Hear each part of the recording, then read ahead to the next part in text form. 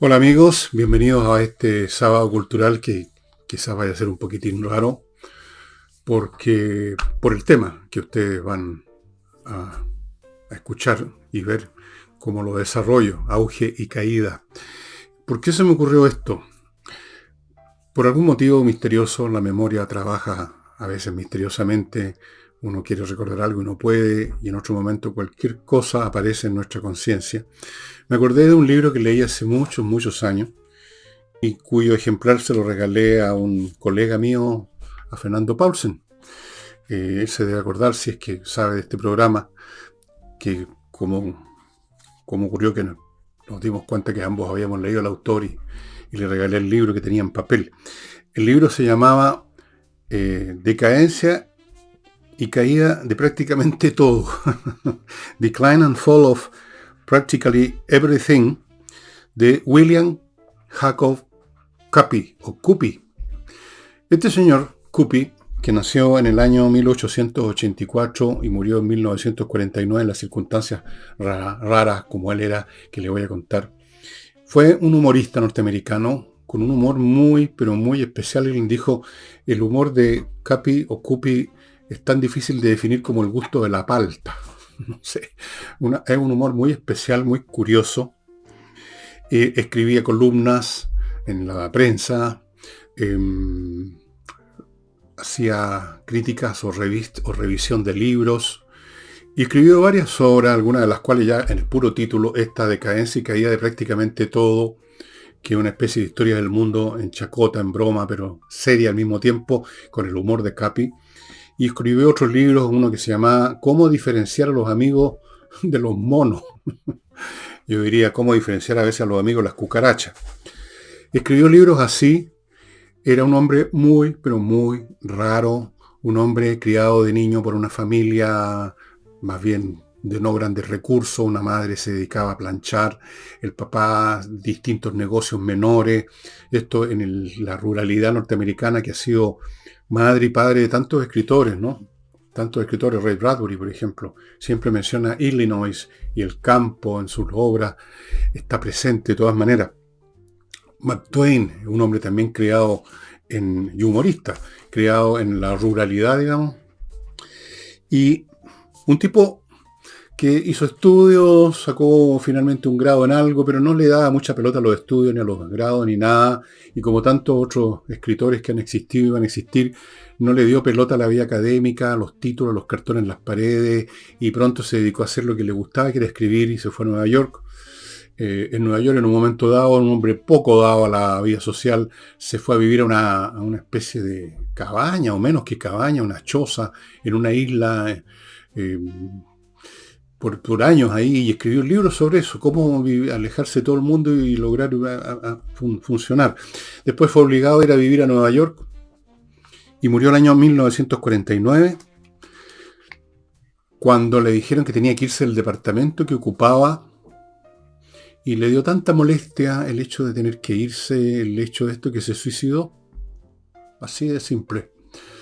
Un hombre muy curioso, muy ingenioso, con un humor, digamos, realmente que a primera vista uno no lo ubica, pero realmente notable. Yo les recomiendo mucho este libro, Decadencia y Caída de prácticamente todo, que lo pueden encontrar incluso en versiones gratuitas en el archivo de internet, o lo pueden encontrar con precios muy rebajados en Amazon, en papel, en digital, etcétera. Un libro muy divertido. Y entonces esto del auge y caída, acordándome de ese libro, acordándome de Copy, o Capi, Cupi yo creo que se dice, pensé, bueno, ¿qué es esto de la auge y caída? ¿O qué es esto de la decline and fall? Que están tantos libros, en tantas historias, la decadencia y caída. Hay una famosa novela de Evelyn Boch, que se llama Decadencia y caída. Está siempre esto de la decadencia y caída, y uno dice, ¿qué es eso de la decadencia? ¿Qué es lo que decae? ¿Y qué es lo que se cae? Así que me dediqué a pensar un poquito sobre esto y voy a ofrecerle mis humildes reflexiones sobre la materia. Y todo esto a propósito de un libro que leí hace tantos años, por lo menos 20 años, que lo leí o 30, me hizo mucha gracia y un personaje muy especial. Fíjense que este tipo escribía no escribía una línea, sino antes no había registrado, me recordó alguien, todo lo que tenía a mano en libros sobre esa materia para escribir una línea. Entonces revisaba y revisaba libros, los iba anotando en unos tarjetones, como de este porte, miles, antes de escribir una línea. Así era de acucioso, de meticuloso para su trabajo, William Cupey, que no quiso cambiarse de departamento, prefirió cambiarse al cementerio, literalmente. La primera pregunta que uno se hace con esto de la auge y caída es, o la decadencia y caída es, ¿por qué tiene que haber algo que se cae? ¿Qué quieren decir con caído o decadencia? Que pareciera ser algo que se entiende de inmediato, la decadencia del Imperio Romano, la decadencia del Imperio Norteamericano. Ahora, yo mismo he hablado de eso en algún momento. ¿Qué es lo que se está decayendo efectivamente? Bueno, cuando uno sí se aleja un poco del tema histórico específico de Roma o de la República Romana o de cualquier cosa y piensa simplemente en el ser, en su conjunto, en toda entidad que existe en el universo, comprende que todos están sometidos a la ley de la muerte, que todo, incluso las cosas que parecen más eternas, están condenadas a la desaparición. Y entonces uno se pregunta por qué esto ocurre, por qué no es eterna la existencia de las cosas, por qué tendrían que decaer, por qué tendrían que caer finalmente. Obviamente que esto es más notorio en los objetos vivientes, los sistemas vivos, que no necesariamente es un organismo, sino que puede ser cualquier cosa cuya existencia, cuya entidad consiste en una serie de elementos que están en perpetua interacción en un proceso, y ese proceso y esos elementos dando lugar a ese proceso es lo que llamamos tal ente, un sistema social, por ejemplo.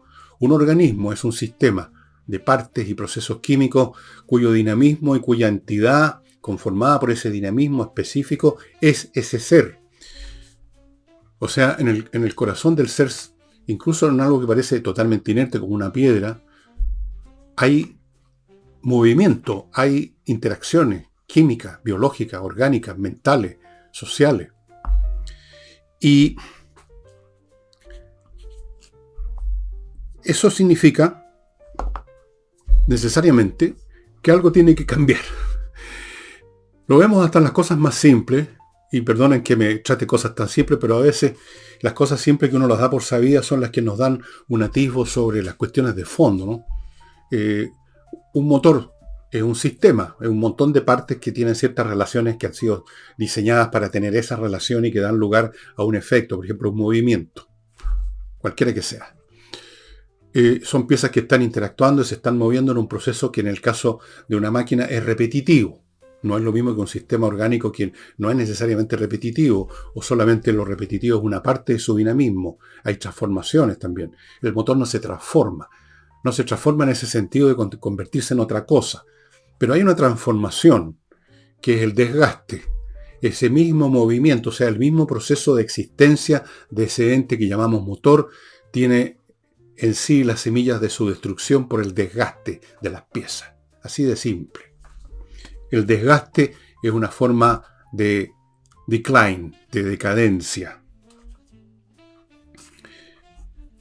Hay otras cosas que nos parecen eternas o que no están sometidas a este proceso simplemente porque sus ritmos temporales son completamente distintos a los nuestros.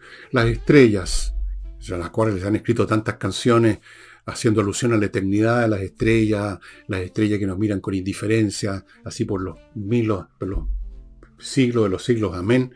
Pero las estrellas, como sabe cualquier persona, no es necesario ser astrónomo, cualquier persona que haya leído un mínimo, sabe que las estrellas son, por así decirlo, sistemas vivientes que tienen un origen, tienen un desarrollo que pasa por ciertas fases y terminan por desaparecer, se convierten en una nana roja o una supernova, se desintegra la estrella, tienen un proceso, nuestro Sol está en un proceso.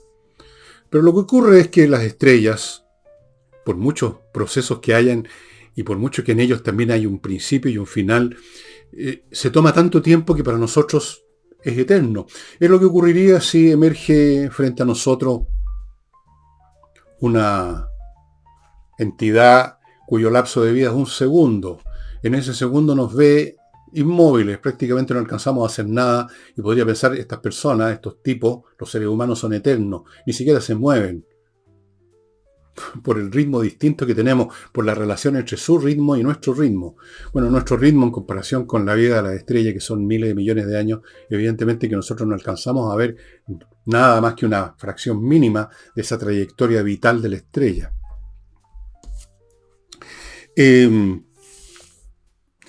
La caída ahora en general es solo una de las muchas maneras de que este proceso vital se manifiesta.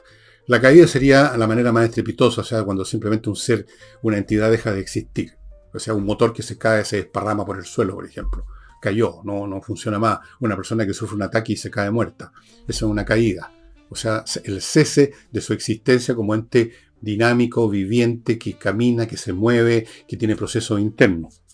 Pero hay otras cosas, hay otras maneras. Después está un concepto más difuso que se suele mencionar con la palabra decadencia.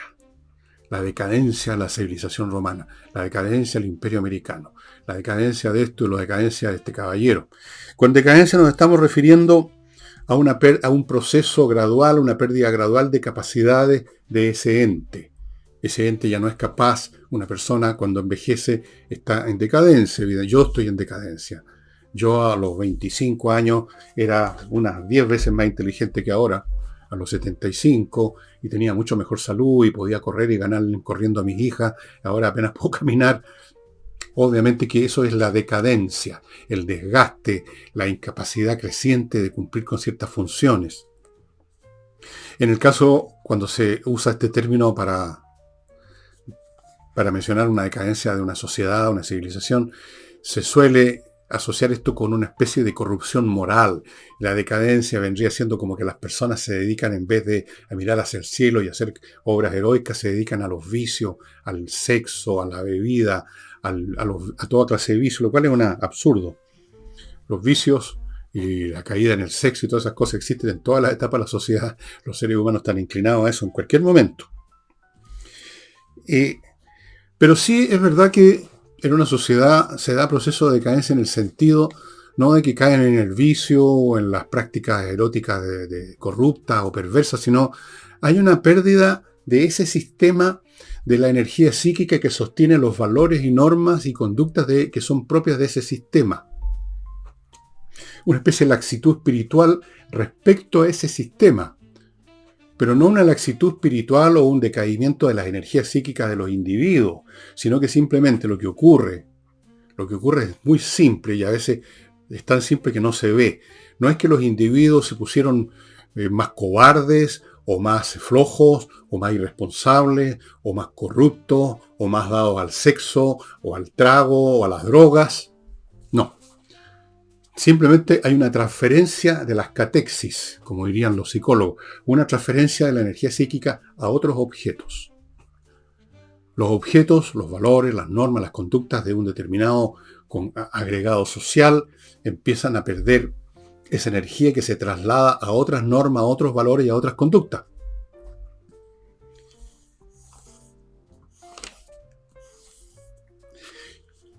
Y eso da lugar a una transformación.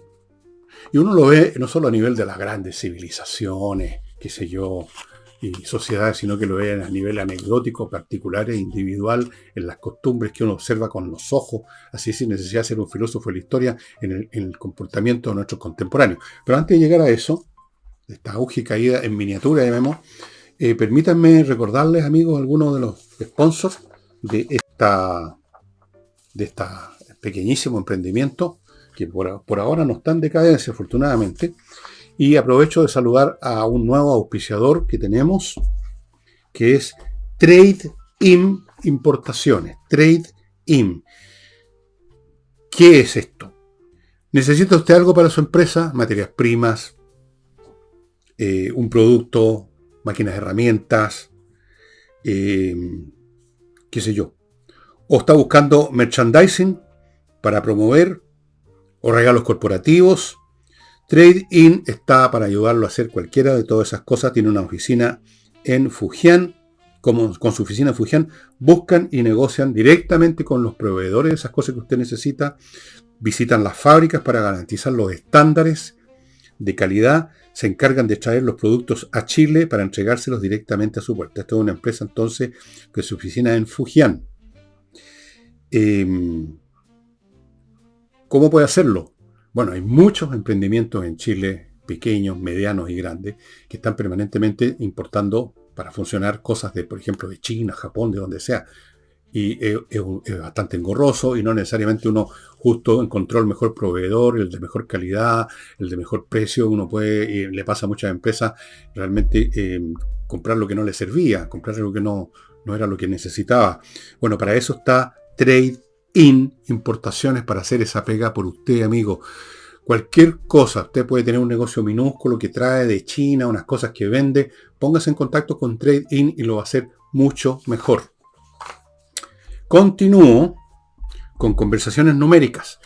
Un ingeniero que refuerza, o más bien dicho, yo diría más que reforzar, le cambia la mirada a los niños que tienen problemas con las matemáticas. Los da vuelta completamente, les lava el cerebro, por así decirlo, en buena.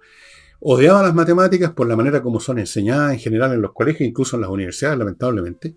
Especialmente en las universidades, diría yo. Pregúntele a un alumno de primer año de ingeniería la clase de matemáticas que tienen con profesores que están realmente muy poco interesados en que los chicos, los muchachos aprendan, entiendan, sino que simplemente pasan la materia, el que puede y el que no. Bueno, eso es una locura. Este señor le muestra la matemática de otra forma a los niños, le muestra lo que es realmente las matemáticas, que no es una serie de fórmulas y de áridos puestos en un pizarrón, es otra cosa, una manera de pensar. Después llega el momento de usar las fórmulas, pero eso es un instrumento que viene después. Lo primero es la concepción. Les da vuelta y los convierte en buenos alumnos de matemáticas, en personas que no van a tener problemas con las matemáticas jamás. Fuera de eso, prepara para la prueba de selección universitaria y también da clases o enseña a los niños a programar. Con programas, con lenguajes de programación muy sencillos para niños, lo pasan súper bien, se disciplinan, es súper entretenido crear algo en un papel o irlo tecleando directamente en el computador y que la cosa funcione como uno quería. Conversaciones numéricas. Todos los cursos de este caballero son muy pequeñitos, muy acotados, así que si usted está interesado, póngase ya en contacto. Continúo con suplemento Vito, un suplemento para sus mascotas, gatos y perros. Usted le pone una cucharadita al pellet normal que les da y ese pellet se convierte en premium, de lo mejor, y sus animales van a estar en mejor estado de salud y usted se va a evitar los costos bastante elevados en general de ir a un veterinario. Los que tienen mascota y van a veterinario sabemos lo que cuesta la menor cosa. Así que ojalá evitarlo y que los animales estén más contentos con suplemento Vito. Y termino con Lomas de Millaray, amigos míos. Una manera de cambiar completamente no solo su residencia, sino que su vida. Ir al sur, a tener una casa en Lomas de Millaray, que está a 30 minutos de Puerto Montt y de todas las cosas, aeropuerto, supermercado, todo, y de Puerto Ara, por lo tanto está cerca de esos centros urbanos, al mismo tiempo está a una distancia sideral, en pleno campo, en el sur de Chile, en unos parajes preciosos, amigos, con parcelas que tienen agua, electricidad soterrada, nada de cables que les puede caer un árbol encima, fibra óptica, todo, amigos. Si dicen que supieron de Lomas de Millaray porque vieron este programa, les van a hacer un bonito descuento. Así me dijeron. Ya. Entonces, este traslado de una cantidad de energía, de interés que uno tenía en ciertos valores, costumbres y conductas que formaban parte de cierta sociedad, cuando empiezan a trasladarse hacia otro conjunto de normas y valores, lo que está pasando es que se está produciendo una transformación. Y uno lo ve hasta en las cosas más mínimas. Yo, por ejemplo, estuve esta semana penosamente en un funeral de un pariente. Una cosa triste como son los funerales, y por supuesto ante el funeral hay un velorio. Y como ustedes saben, el velorio se celebra hoy en día de una manera muy distinta como se celebraba cuando yo era niño. Cuando yo era niño, el cuerpo del fallecido se velaba en la casa, en su residencia. Los deudos llegaban todos de estricto luto, los hombres con corbata negra, trajes oscuros, las señoras de negro, a veces con un velo. La gente se sentaba alrededor del féretro, había mucho llanto, mucha pena. Bueno, después venía el funeral en una carroza negra tirada por unos caballos enjaezados con unos plumones negros, era todo muy solemne, muy fúnebre, literalmente. Ahora no es así. esas costumbres, esos valores, esa manera de ver el duelo, de afrontar un duelo cuando se muere un pariente, la manera con que los parientes o amigos de los deudos van a acompañar, todo es distinto. Se acabó el velorio en la casa, ¿no es cierto? Ahora se celebra en una capilla, normalmente, por lo menos los cristianos le llevamos a una capilla que opera como un lugar donde tener el cuerpo que no esté en la casa, como si uno quisiera deshacerse lo más antes posible del cuerpo. Y además las iglesias son frías, digamos, tienen esa ventaja, por así decirlo, de refrigeración. Y luego llegan los deudos y los parientes y nadie está de luto, estricto luto, llegan vestidos de cualquier manera y no están sentados alrededor del féretro largas horas, sino que el féretro puede estar solo en una sala y la gente se está dando vuelta por otros lados, tomando café, conversando, incluso hay risas. Está bien. Entonces uno podría decir, se ha producido una decadencia de la piedad en los velorios, hay una decadencia. Pero no es decadencia en el sentido que se empezó a derrumbar eso y caímos todos no sé en qué cosa, sino que se ha transformado el velorio. Decayó, es cierto, esa forma de velar, porque se transformó en esta otra forma de afrontar la muerte de los parientes, o de los seres queridos, o por lo menos conocidos. Hubo una transformación de costumbres y de valores en este caso, como lo hay en todo lo demás, y que se notan en la vestimenta, en las conductas, en el lenguaje. Entonces uno puede, claro, decir, hubo una decadencia de la forma anterior, pero no porque se vino abajo la humanidad, por así decirlo, los seres humanos se corrompieron, ya no son capaces de comportarse de ninguna manera, decayeron, hubo un desplome espiritual y moral. Simplemente se trasladaron las energías psíquicas que estaban vinculadas a ciertos valores, intereses, conductas y normas a otro paquete diferente. Y esto en el plano de la historia, se manifiesta especialmente en los tiempos más actuales, en la historiografía actual contemporánea, en la cual muchas maneras de enfocar la historia, por ejemplo, el siglo XIX o principios del XX, o buena parte del XX, ya no corren. Por ejemplo, ya no se habla tanto de la decadencia del Imperio Romano, en el sentido en que inmediatamente se viene a la mente de un mundo que ya no tiene capacidad para resistir, para mantener funcionando ese organismo social, no es capaz de ir a luchar contra los bárbaros, son todos unos cobardes, unos en fin, afeminados. Se habla ahora de el Imperio Romano tardío, fíjense ustedes, y se hace énfasis en las muchas cosas nuevas que aparecían, o sea, las transformaciones que ocurrieron. Cosas antiguas que se dejaban de hacer se convertían en cosas nuevas que se estaban empezando a hacer. Formas artísticas que ya no se materializaban, los artistas no se dedicaban a eso, se dedicaban a otra cosa. Se dedicaban al arte religioso, por ejemplo, cuando el imperio ya empieza a ser el cristianismo la religión del imperio. Entonces, ya no se habla de la decadencia del Imperio Romano, o no todos los historiadores por lo menos, se habla de la fase tardía del Imperio Romano. Y con lo mismo con la Edad Media. La historiografía clásica ve la Edad Media como una edad oscura, the Dark Age, la edad oscura. Pero tampoco es que se derrumbó todo, que los seres se convirtieron en monos, que ya no fueron capaces ni de hablar, ni de leer, ni de nada, se derrumbó la cultura, las civilizaciones, se derrumbó todo, y los seres humanos se convirtieron en nulidades. No. Empezaron a hacer otras cosas, empezaron a preocuparse de otras cosas. Entonces ya la Edad Media no parece tan oscura en la visión de historiadores modernos. Pero sí, efectivamente, hubo cosas que decayeron, que dejaron de existir. Aquellas energías psíquicas, intereses, conductas que estaban asociadas a las costumbres, valores, etcétera, del Imperio Romano, de Roma, evidentemente que eso decayó porque ya no hubo gente dedicada a eso. Entonces, por ejemplo, los templos paganos empezaron a quedar abandonados, nadie iba a ellos, si es que no los cerraba el emperador por no ser cristiano, simplemente se llenaban de polvo, no había dinero para mantener los sacrificios, se convertían en ruina. Pero eso era porque esa gente había trasladado su fervor religioso a la cristiandad. Y se construían, pero por montones, iglesias en todas las ciudades, se construyó muchísimas iglesias. Habían más iglesias que cualquier otra cosa en las ciudades del Imperio Romano tardío.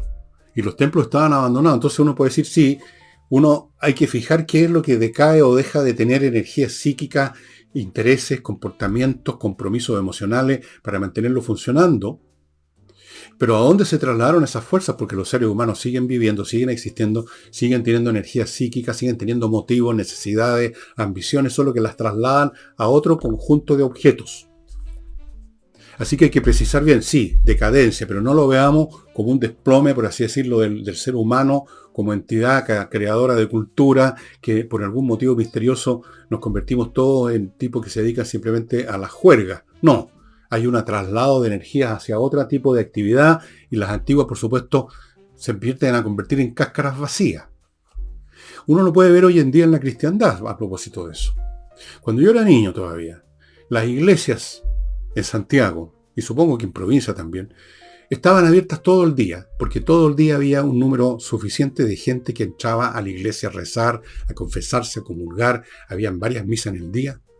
Pero como la fe se fue diluyendo, se fue entibiando o se fue perdiendo, ustedes van a observar un fenómeno que era inconcebible en la época en que yo era niño, que las iglesias abren en un momento dado del día y después están cerradas.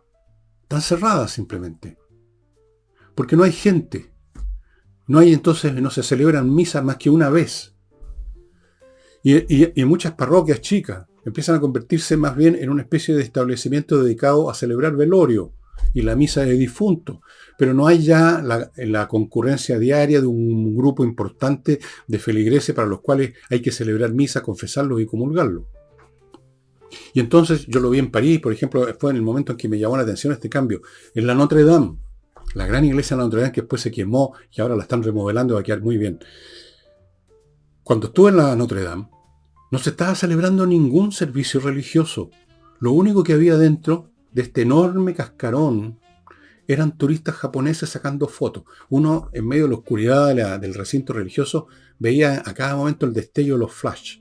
Yo no sé qué diablos sacan fotos, pero parece que hoy en día, tanto esa vez que estaba ahí en la Notre Dame, como más ahora todavía, la gente que anda con esto, que es una cámara fotográfica en el bolsillo del celular, lo único que saben hacer es tomar fotos o videos y entonces uno ve unas manos alzadas haciendo así todo el tiempo en cualquier lugar. No sé para qué. Bueno, en eso se convirtió la Notre Dame, en un lugar, en un objeto de turismo. Deben haber misas, pero debe haber una al día cuando mucho.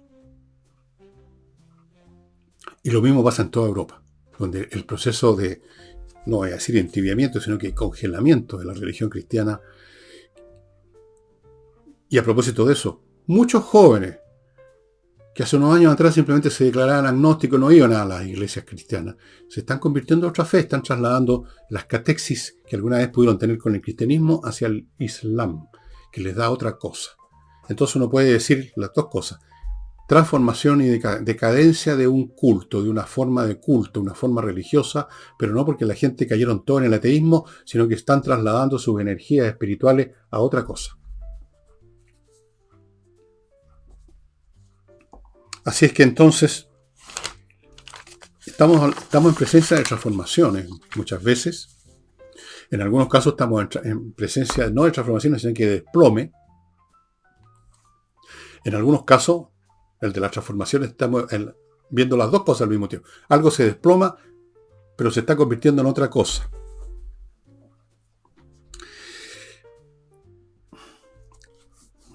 Entonces, una cosa no excluye la otra, ¿no? Uno puede todavía leer un libro como este, por ejemplo, fantástico, que se lo he mostrado tantas veces. Bueno, son varios tomos, ¿para qué les voy a mostrar todo? La historia del Decline and Fall of the Roman Empire, volumen 1, del gran Edward Gibbon. O les puedo mostrar este libro que no se lo he mostrado antes. Este es de un autor italiano, un gran historiador italiano, el señor Guglielmo Ferrero. ¿Y cómo se llama este libro? Grandeza y decadencia de Roma. Esta es una edición del año de la Cocoa, 1909. No me acuerdo cómo llegó a mis manos. No me lo chupé, alguien me lo pasó, me lo regaló, o yo lo compré de viejo y ya no me acuerdo porque este lo leí hace mucho, pero muchos años, por lo menos 40 años atrás mínimo. Y no sé si tendré tiempo de releerlo. No, tendría que tener 2 vidas más extras para releer todo lo que quisiera. Pero libros como este, con títulos como este, infinidad. Se habla hoy de la decadencia del Imperio Americano, ¿no es cierto? ¿Pero qué quieren decir con eso, en realidad? quieren decir de que los jóvenes norteamericanos se convirtieron todos en unas cataplasmas que no son capaces de hacer nada, las cosas que mantenían vivo el imperio en sus mejores momentos después de la Segunda Guerra Mundial. No, esas energías de estos jóvenes se están transfiriendo a otro tipo de conducta, a otro tipo de eso que llaman la cultura woke ahora, precisamente. Entonces uno puede decir que las dos cosas. Hay una transformación, o sea, hay el nacimiento de algo nuevo, no voy a decir si bueno o malo, pero el nacimiento de algo nuevo, pero eso implica el desplome, y por lo tanto la decadencia, de algo que ya no cuenta con la sustancia humana, que es la que le da vida a la sociedad y a la cultura. Así que el concepto de decadencia no es que esté decaído o muerto, sino que hay que tener claro cómo se relaciona con la transformación, cómo se relaciona con las transferencias psíquicas, y qué es lo que está cayendo o decayendo mientras otra cosa está naciendo y desarrollándose. Así pues, entonces, esto lo podemos observar, como le decía, en todo orden de cosas, ¿no? En las costumbres cotidianas también. Los viejos, por supuesto, los viejos, nosotros, yo, o muchos viejos, no yo, porque me doy cuenta de esto, no ven la parte de la transformación nueva. No ven la parte nueva que está emergiendo, o no la quieren ver, o les molesta tanto que la rechazan. Ven la otra parte nomás. Ven que ciertas cosas se derrumbaron. Ven que en los velorios ya no llega todo de negro con corbata los caballeros. Llegan con bulullines, con cualquier cosa. Ven que el ataúd ya no está en la casa donde debiera estar, según ellos piensan, sino que en una iglesia casi como arrinconado para que no moleste, para que moleste lo menos posible el cadáver. Entonces ellos pueden decir que hay una decadencia moral. Bueno, no pueden decirlo así. Lo que hay es una transformación. Tenemos una actitud distinta ante la muerte. Yo recuerdo los funerales que me tocó asistir de niño, de algún familiar o de alguien, que eran muy llorados, además, aparte del color negro que predominaba, aparte del cuerpo que estaba en 2-3 días en el living de la casa. 2-3 días. Una cosa tremenda. Las señoras, las viudas, estaban un año como mínimo de negro. Se vestía luto. Eso hoy día no existe. No existe en absoluto. Decayó esa costumbre, ese modo de enfocar la muerte. ¿Por qué? Bueno, esa es otra pregunta que no voy a contestar yo aquí ahora, ni no sé si sería capaz de contestarla. Las costumbres se transforman por muchas razones. Hay aprendizajes culturales de cosas que ya empiezan a parecer absurdas y entonces se dejan de usar cuando ya no son 2 o 3 los que ven que cierta costumbre es absurda, sino que ya eso se ha expandido por una masa crítica suficiente, entonces la sociedad en su conjunto ya no se conduce como antes. O cambian las condiciones tecnológicas o la legislación. Entonces se producen adaptaciones a nuevas situaciones. Los cambios de la vestimenta son muy decidores. Hay un filósofo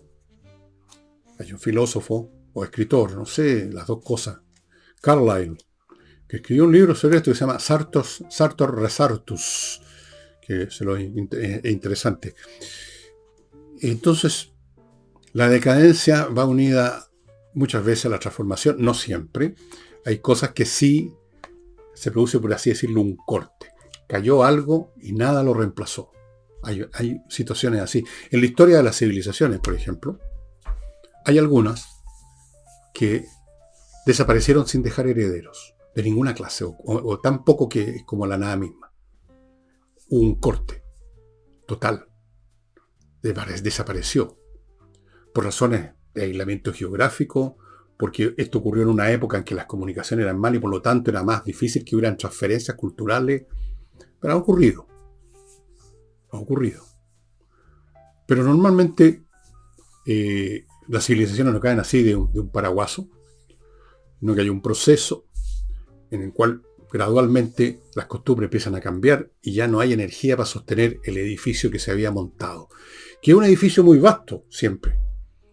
Porque en el momento del auge, en el momento del crecimiento, en el momento del entusiasmo, en el momento de la expansión, una sociedad crea más y más sofisticaciones, edificios, costumbres, instituciones, un armazón cada vez más grande. Y en el momento en que ha llegado al máximo y ha agotado sus posibilidades prácticamente de transformaciones internas, en el mismo momento en que empieza a quedarse sin energía, empieza la energía a decaer por otros fenómenos que no voy a echar a discutir o a debatir ahora porque no es eso el programa. Y entonces, en el momento en que se necesitaría más energía para sostener ese edificio más grande, esas energías empiezan a irse hacia otra cosa y este edificio empieza a crujir por todos lados y empieza el deterioro, empieza la simplificación, empiezan a caerse algunos pedazos y finalmente se derrumba todo mientras se está creando otra cosa. Es lo que pasó con la civilización romana, en forma clarísima, y espero mostrárselo en el curso que voy a dar, o en la conversación, o el seminario, no sé qué nombre darle para no molestar a nadie. Cómo esto se ve notoriamente en el tipo de personalidades que hay en determinados momentos en que en una sociedad el compromiso emocional con las normas y los valores es tan grande que la gente está dispuesta a sacrificar su vida. En la época de los héroes, en la época de los Aquiles, de los Cincinnatos, de las Lucrecias. Y luego viene una época en que nadie quiere dar de una chaucha por mantener la sociedad donde nacieron y se desarrollaron, y empieza a funcionar la cosa sobre la base de mecanismos burocráticos y las fuerzas armadas ya no son ciudadanos que quieren defender su sociedad, sus valores, sino que son mercenarios, soldados profesionales primero, mercenarios después, que finalmente terminan tomándose el poder. Para lo que pasó en Roma. Interesante. Pero al mismo tiempo se está creando otra cosa. Mientras Roma se derrumbaba, se estaban implantando la semilla y luego los barbechos, los embriones de lo que sería la civilización occidental, pasando por ese periodo llamado oscuro en el momento dado de la Edad Media. Había una transformación. Ya no se creían los dioses paganos, pero se creía en Jesucristo y la Virgen María. Ya no se estaba dispuesto a matarse por Roma, pero se estaba dispuesto a ser sacrificado como mártir por Cristo. Una transferencia. Ese mismo hombre que le hacía el quite a las reclutas para ir a combatir contra los bárbaros que acosaban al imperio por todos lados, ese mismo estaba dispuesto, sin embargo, a ser un mártir sacrificado por su creencia.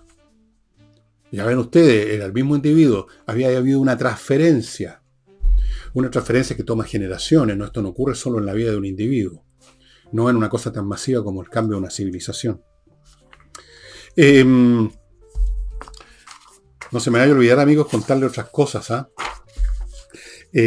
Por ejemplo, Oxibiota, ya saben, este polvito que usted lo mezcla con agua, se convierte en una colonia de bacterias aeróbicas y usted con eso destruye todos los malos olores, porque estas bacterias aniquilan las que inician el proceso de descomposición, que es el que produce el mal olor. O sea, este es un producto que hace que el mal olor desaparezca por meses, no por un rato, tapado por otro olor. No, lo hace desaparecer. Es muy eficaz. Debiera estar en todos los restaurantes. Oxibiota. Sigo con Aros Lavanda, un emprendimiento de una señora muy talentosa en el diseño de joyas de fantasía, no metales preciosos, de fantasía, que es lo que es la mayoría de las cosas que se usan hoy en día, fantasías. No todos andan con oro y plata así, hoy en día menos. Fantasías muy bonitas, diseños muy hermosos que ustedes pueden ver. Es cuestión que entren a la página, no les cuesta nada, aroslavanda.cl. Y continúo y termino este bloque con otro artista, el pintor Rodrigo Calderón Martínez, cuyos datos para ubicarlo ustedes pueden ver a mi derecha. Hay una dirección Instagram, hay una dirección Gmail, o sea, un correo electrónico. Un pintor muy talentoso, con una carrera muy destacada, que no la puedo detallar aquí porque sería muy largo, pero ustedes pueden ver, lo más importante es ver lo que hace. Y ahí tienen ustedes un ejemplo de este arte, este tipo de pintura en que importan como dijéramos, no sé cómo definirlo, yo no soy especialista, pero es hermoso. Y ofrece no solo los cuadros que ha hecho sobre distintos tópicos, sino que hacer retratos familiares o de personas, lo cual genera una dimensión muy distinta. No es lo mismo que una foto, amigos. Todos tenemos millones de fotos, por lo menos cuando éramos jóvenes, porque ahora de viejos le hacemos el quite a las cámaras. La foto no dice nada, no hay alma en una foto, muy raro. Las pinturas de este hombre, sí, pónganse en contacto con él. Y ya que estamos en eso, ¿por qué no terminar de inmediato con la Academia de Música Gigena Producciones.com, que por online, vía online, le ofrece cursos de un montón de instrumentos, pianos, teclados, todos los tipos de guitarra acústica, eléctrica, contrabajo, saxofón, ukelele, ¿qué más? Batería, flauta traversa, flauta dulce, canto, voz, todo, online, muy cómodo, muy potente, muy seguro, muy eficiente. Si usted tiene alguna duda sobre esto, póngase en contacto con gigenaproducciones.com y pida una clase demo. Le van a dar la clase completa, no un poco, 2-3 minutitos, no, la clase completa para que usted realmente vea si le tinca el asunto. Y termino con González y compañía, un buffet de abogados dedicados a temas penalistas que son los más serios, los más graves. Son muy conocidos, han ganado casos muy importantes, son de los mejores bufetes penalistas de la plaza y también, por si acaso, están haciendo cosas para empresas. Ya ahí no es un tema penal, son otro tipo de situaciones que requieren las empresas. Bueno,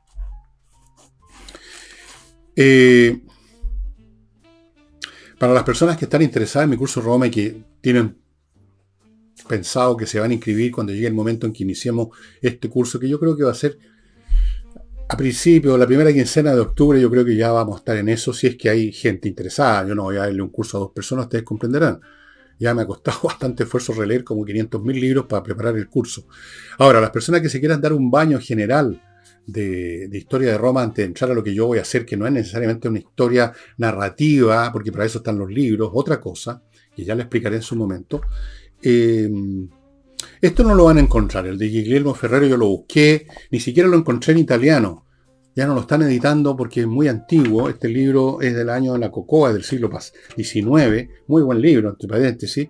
Yo tuve suerte de conseguir esta edición hecha por una editora madrileña, Daniel Jarra Editor, Calle de la Paz 23, 1909. Maravilloso olor. Bueno, y este otro, para la gente que lee inglés y quiere disfrutar además un estilo maravillosamente elegante, preciso, irónico, y además aprender historia romana a partir de los emperadores de la dinastía de los Antoninos en adelante hasta la caída, está esto. Hay muchas ediciones, hay una en Kindle que usted puede bajar, está esta que yo creo que es la mejor, la de Penguin Classic. Mejor no porque el texto sea distinto de una a otra, el texto es siempre el mismo, sino por las notas, las introducciones, donde nos muestran, nos hablan del autor, de los tiempos en que vivió, excelente en ese sentido, y además no han cambiado, con ese afán de modernizar el inglés, no han cambiado los giros idiomáticos de Gibbon, que eran de una elegancia, una exquisitez, estupendo, amigos. Y bueno, yo creo que estaríamos llegando al final del programa. Les recomiendo mucho este señor William Jacob Cuppi o Capi, que ustedes encuentran en Amazon. El libro Decadencia y Caída, Decline and Fall of Practically Everything, de prácticamente todo, que fue el último libro que escribió y no lo alcanzó a concluir.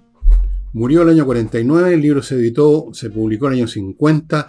Amigos de él agarraron miles de estas tarjetitas que les cuento a ustedes que preparaba, sacaba resúmenes. Lo que hago yo en unos papelitos, lo hacía en unas tarjetas.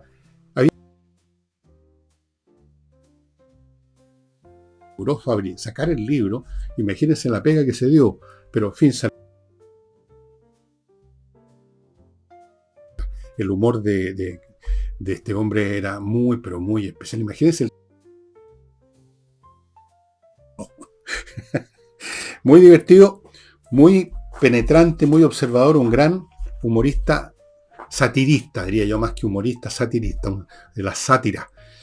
Sátira viene de una palabra latina que es satura, que es una mezcla de cosas, que fue una de las formas del teatro de fines de la República. Era un teatro, como ahora diríamos, de comedia, bastante grosero muchas veces, pero en fin, en esos tiempos no eran tan quisquillosos como en otros. Eso sería todo, estimados amigos. Mañana domingo voy a tratar el tema de México. Pues hombre, un gran país. Un país donde usted en Ciudad de México encuentra millones de librerías con que usted puede estar todo el día, millones de textos de título El paraíso de los bibliómanos México. Y hay muchísimas editoras a las cuales yo agradezco su existencia porque uno se surte de ellas. Muchos libros El Fondo de Cultura Económica es mexicano, por ejemplo, una gran editorial, con grandes obras. Yo tengo montones, todo el mundo que lee, que tiene libros, tiene montones de libros del Fondo de Cultura Económica. Así que es un país por el cual tengo gran admiración y voy a tratar de hacer en la media hora, bueno, no sé lo que podría hacer en media hora, seguramente va a ser lo más imperfecto que hay. No puedo pretender hacer una historia de México en media hora. Trataré de rescatar lo que me parece importante, interesante del pasado, del presente y sobre todo del futuro, porque hay un tremendo futuro para México. A pesar de los problemas que tiene tremendo, con el narcotráfico, los carteles, a pesar de eso. Bueno amigos, sería todo por hoy. Nos estamos viendo mañana. Espero que me acompañen. Chao.